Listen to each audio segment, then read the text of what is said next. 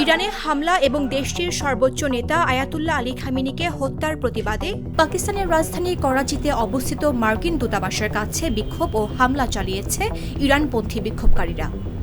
সে সময় নিরাপত্তা বাহিনীর গুলিতে কমপক্ষে ৮ জন নিহত হয়েছেন, খবর এএফপির।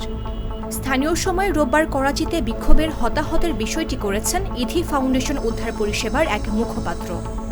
ইধি ফাউন্ডেশন উদ্ধার পরিষেবার মুখপাত্র মোহাম্মদ আমিন বলেন, বেশিরভাগেরই গুলি লেগেছে।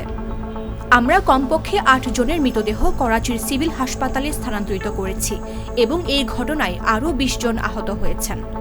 ইরানে যুক্তরাষ্ট্র এবং ইসরায়েল হামলা চালানোর পর শত শত ইরানপন্থী বিক্ষোভকারী কনসুলেটে হামলা চালিয়েছে এবং দূতাবাস প্রাঙ্গণে প্রবেশ করে ভাঙচুর করেছে বলে জানা গেছে।